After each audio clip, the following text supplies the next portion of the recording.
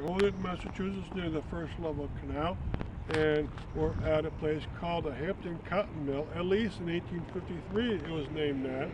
And what they had here was a cotton mill. It was the third cotton mill to come into Holyoke after the two big ones, the Hadley Falls Mill 1 and 2. Then they came to Hampden Cotton Mill. Where is it? Well, a lot of it's gone.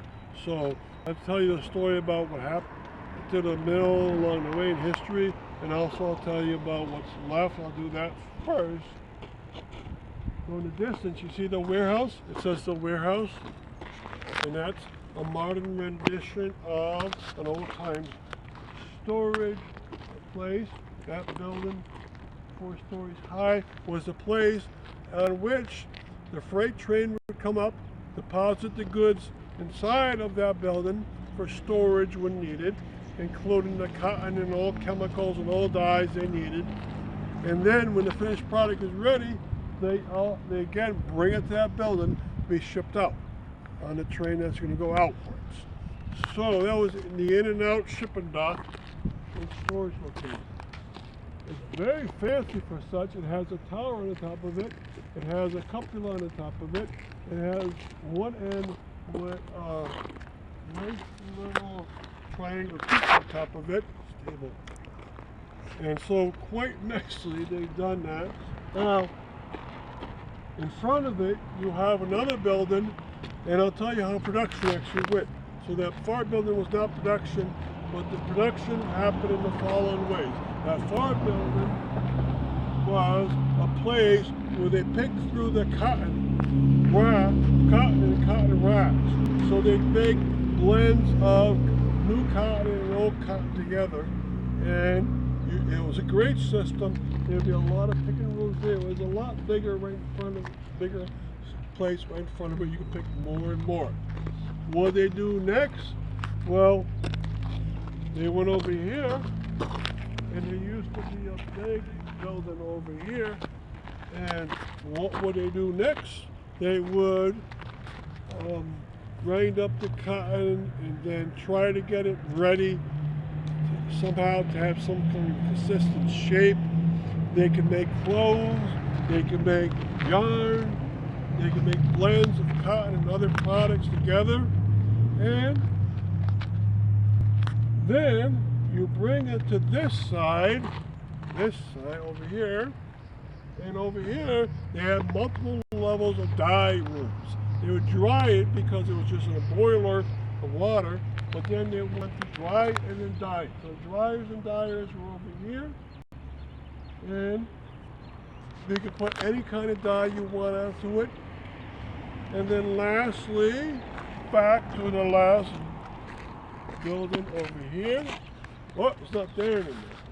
Okay, but that building that was there was the place that you'd have the finished products ready to go out, whether it was cloth being made, a yarn being made, or something in between.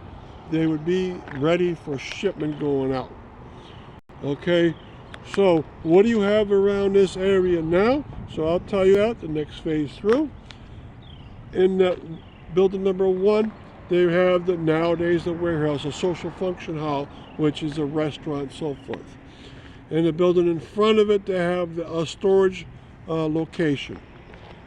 In the former dye rooms, they've actually been taking some of them apart, and you can see some of the blenders and the boiler rooms over here. These are boilers where they'd boil and grind up the cotton and put it back together.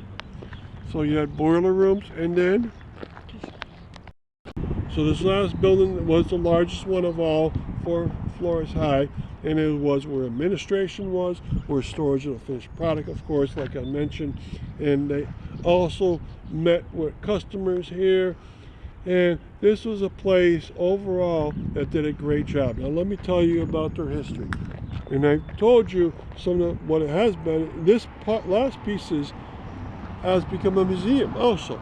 So it's an outdoor museum right through here with a fire truck with old-time grinders and wheels, and in the back a train, an airplane up above, and then inside of the warehouse every floor has different displays of Holyoke memorabilia.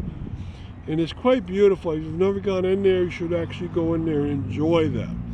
And there's lots of other things around, like tops of buildings, like the Blindheim and the Belvedere and the French Society. All right, and they're still using a lot of these areas. Now, what was the history of this place? Well, it started, like I said, in 1853. In 1854, they hired Donald McIntosh. And that's very important. He was the head of the dye division. He was so talented that when he came up from Scotland, he knew everything what to do, how to get the dye onto the cotton, which is a very hard process because certain dyes you need to put a third ingredient in the middle of between the cotton and the dye itself in order to have the dye hook to the cotton. And that was called a mordant. And he knew about all these and how to get certain colors to stick to that cotton. So he's very important.